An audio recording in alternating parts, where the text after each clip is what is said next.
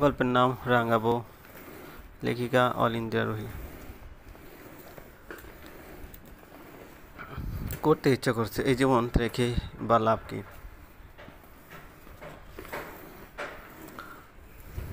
এখন আমি কোথায় যাব? না ওই ভদ্রলোকের কাছে ফিরতে পারবো, আর না মামা মামির কাছে। 3 বছর সম্পর্ক, অথচ মানুষ চিনতে এত বড় ভুল আমি কি করে করলাম? জীবন দিয়ে দেওয়া সত্যি কি খুব সহজ? আমার যে সে সাহসটুকুও নেই। আনমনে স্বগতোক্তি করছে মিঠি। নোনা ধারার সাথে সাথে তার বুকটাও ছিঁড়ে যাচ্ছে, ভেতরটা রক্তাক্ত কিছু মাথায় আসছে না। মাথার উপরে একটি ছাদ চাই, পেটে চাই খাবার। সে চাকরি করে না, সঙ্গে 3,000 টাকা রয়েছে শুধু, যা পেয়েছিল বিয়ের সময় বিভিন্ন মানুষের কাছ থেকে। এই টাকা দিয়ে কী বা করতে পারে সে? কপালে হাত চাপড়ে ধুলো মাটিতে বসে পড়ল মিটি। শরীরটা থরথর করে কাঁপছে, একই সঙ্গে ভবিষ্যৎ কি সবটাই অস্পষ্ট, অজানা এক ভয় জেগে বসেছে। ভীষণ বিরক্তি নিয়ে একদলা থুতু ফেলল সজল পথের উপরে। সকাল সকাল মুডটাই নষ্ট। জীবনে অনেক মেয়ে দেখেছে, কিন্তু এরকম সাহসী মেয়ে তার বাপের জন্মে দেখেনি। একবার শুধু সজলের মুখ থেকে তার গ্রামের বাড়ির ব্যাপারে বৃত্তান্ত শুনেছিল, ঠিক খুঁজে চলে এসেছে। বেচারা সজল, সে কি করে জানবে প্রেমে পড়লে মানুষ ভয়ঙ্কর সাহসী হয়ে ওঠে? তবে প্রেমটা হতে হয় সত্য, তার মতো ঠুনকো ভালোবাসার মানুষ তা বুঝতে না জীবনেও। এই সজল, সজল, এই! বাদল ডেকে ওঠে। সজল পথের মাঝে দাঁড়ালো। দূর থেকে বাদল, অভি, তমাল আসছে। এরা তিনজনই সজলের কাছের বন্ধু, বলতে গেলে সজলের সব শয়তানির পার্টনার। বাদল বাদে বাকি দুজনই গ্রামে থাকে। পড়াশোনা তাদের দ্বারা হয়নি। একমাত্র বাদল এবং সজলই ঢাকায় পড়াশোনা করে। সজলের কাছাকাছি এসে বাদল বলে উঠল, কিরে মামা, মেয়েটা কে রে? দেখে তো এই গ্রামের মনে হচ্ছে না। আমাদের থেকে লুকাইয়া ভালোই কাম করতাছিস দেখি। বলে খ্যাক খ্যাক করে হাসে তমাল। অভিও সায় দিল। সজলের কপালে কুঁচকে আসে। মাছি তাড়াবার মতো হাত নাড়িয়ে সে বলে ওঠে, একটা বিষ মামা।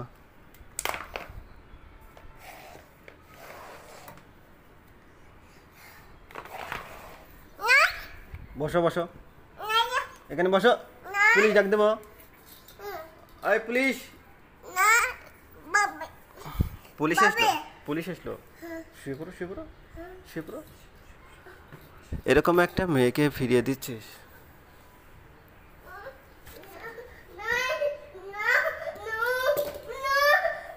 রুহান, পুলিশ কিন্তু ডাক দেবো, ডাক দেবো।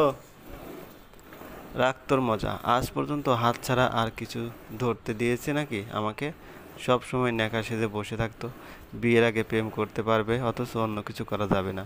করলে তাকে পিঁপড়েতে কামড়াবে। যত সব। সজলের বিরক্তি পাল্লা বাড়ছে। রাস্তায় দাঁড়িয়ে মিঠির ব্যাপার কথা বলতেও অস্বস্তি লাগছে। অভি বাঁকা ঠুটে বলল, বলিস কি, এত বছরের রিলেশন আর কিছুই করতে পারলি না বেটা? তোর তো মরে যাওয়া উচিত। অভি হাসে। সজল মুখ দিয়ে সকারান্ত বিরক্তিসূচক শব্দ উচ্চারণ করলো, বাদ দে তো, এখন যেটারে বিয়ে করব সেটা এটার চেয়েও সুন্দর। তোরা তো দেখিস নাই, দেখলে বুঝতি। আমাদের আর বুঝাতে হবে না মাম্মা। মেয়েটাকে কি বলে আসছিস? বলছি ঢাকায় চলে যেতে। না, এত তাড়াতাড়ি এত সুন্দর পাখিটাকে ছাড়া উচিত হয় নাই। আমার কাছে একটা বুদ্ধি আছে, যদি তুই রাজি হস, কয়েকটা দিন মজা করতে পারি আমরা। বাদলের কি বুদ্ধি জানার জন্য উপস্থিত তিনজনকে বেশ উৎসুক দেখা গেল। দূরে দাঁড়ানো মিঠির দিকে এক নজর চেয়ে বাদল বলতে লাগলো তার বুদ্ধির কথা, যা শুনে সবার ভিতরেই উত্তেজনার সৃষ্টি হয়। শুধুমাত্র সজলের পিঠ দিয়ে একটা শীতল ঘাম ফোঁটা গড়িয়ে পড়ল। সে কিছুতেই রাজি হলো না। অভি, তমাল দুজনেই রাজি। তাদের জোরাজুরিতে এবং ভরসার কথা শুনে শেষমেশ সজলকেও রাজি হতে হলো। বাদল বুঝালো, দেখ দোস্ত, খাঁচায় নিচ থেকে আসা পাখিকে তুই কেন ঠেলে বের করে দিবি বল? এই বয়সে একটু মজা টজা না করলে কি বুড়ো বয়সী করবি?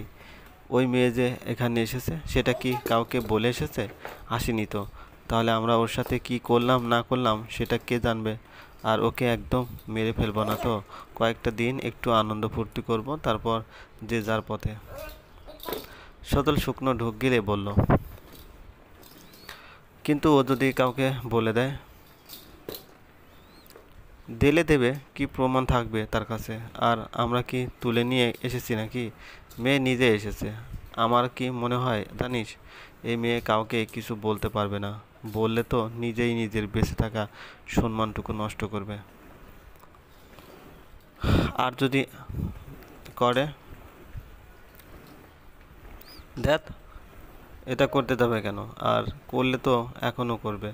এই যে তুই ওকে ফিরিয়ে দিলি, ওর কি যাওয়ার কোনো জায়গা আছে এখন? আর আর না আছে কোনো মুখ দেখানোর উপায়। শোন, এখানে তুই একা না, আমরা সবাই আছি। যা হবে ভেবে দেখবো, কিন্তু হ্যাঁ, সুযোগ পেয়েও মূর্খের মতো হেলায় হারাতে আমি রাজি নই। কিরে অভি, তমাল, তোরা কিছু বলিস না কেন? তোরা রাজি আমার সাথে? অভি তমাল দুজনেই মাথা ঝাঁকিয়ে সম্মতি জানালো। তারাও বাদলের দলে।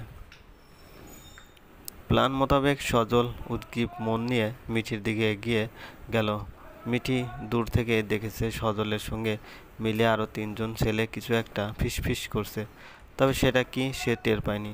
কিন্তু সজলকে পুনরায় তার দিকে ফিরে আসতে দেখে খানিকটা হকচকিয়ে গেছে সে। কান্না ভুলে সজলের দিকে এক দৃষ্টে তাকিয়ে রইল। মিঠির মুখ পানে দাঁড়িয়ে সজল ইনিয়ে বিনিয়ে বলল, আমি সরি মিঠি, আসলে আমি খুব শকড হয়ে গেছিলাম। তাই কি বলতে কি বলেছি জানি না। আমার বন্ধুরা আমাকে বুঝিয়েছে তোমাকে এভাবে ফিরিয়ে দেওয়াটা উচিত না। সত্যিকারের ভালোবাসা নাকি সহজে পাওয়া যায় না, আর আমি পেয়েও কেন অবহেলায় হারাবো? মিঠি তীক্ষ্ণ কণ্ঠে বলল, এটা তোমার অভিনয় নয় তো সজল? তোমাকে কিভাবে বিশ্বাস করি আমি? দারুণ বোকা মেয়ে তো আপনি। এত কষ্ট করে ওকে বোঝালাম, আর আপনি কিনা বিশ্বাস করতে চাইছেন না। ঠিক আছে, আপনাকে বিশ্বাস করতে হবে না। আমরা চেয়েছিলাম আজকেই আপনাদের বিয়ে দিয়ে তারপর সজলের বাসায় উঠিয়ে দেব। যত যাই হোক, ছেলেকে তো আর রাস্তায় ফেলতে পারবে না ওর বাবা মা। কিন্তু আপনি যখন বিশ্বাস করতে চাইছেন না, তখন কি করার আর? এই সজল, চল, চলে আয়। পিছন থেকে এক নাগাড়ে কথাগুলো বলে থামলো বাদল। সজলও একটা ইনোসেন্ট দুঃখী দুঃখী লোক দিয়ে বাদলের সঙ্গে হাঁটা দিল। 7-5 ভাবার সময় পেল না মিঠি। দ্রুতই সজলকে থামালো এবং রাজি হয়ে গেল। এছাড়া আর কী বা করার আছে? কোথায় যাবে সে? তার চেয়ে সজলের সঙ্গে থাকলেও একটা নিরাপদ ছাদ তো পাবে। তবে সজল তাকে যেসব বলেছে তা এখনও ভুলে যায়নি মিঠি। শকড হয়ে করুক, আর যেভাবেই করুক, মিঠির সঙ্গে বাজে আচরণের জন্য তাকে একটা শিক্ষা দিয়ে ছাড়বে মিঠি। একবার বিয়েটা হোক, তখন দেখে নিবে। মিঠি নরম গলায় বলল, এখন আমরা কোথায় যাব তাহলে? প্রত্যুত্তরে উপস্থিত চারজন কুমারের অধরে কুটিল হাসি ফুটে উঠল। চলবে। গল্পটি ভালো লাগলে অবশ্যই লাইক করবেন, কমেন্ট করে জানিয়ে দেবেন। চ্যানেলে যদি নতুন হয়ে থাকেন অবশ্যই সাবস্ক্রাইব করবেন, পাশে থাকা বেল আইকনটি প্রেস করে রাখুন যাতে নতুন নতুন ভিডিও আপলোড করার সাথে সাথে আপনার নোটিফিকেশন চলে যায়। অলরেডি যারা সাবস্ক্রাইব করে গেছেন তাদেরকে অসংখ্য ধন্যবাদ। ভালো থাকবেন।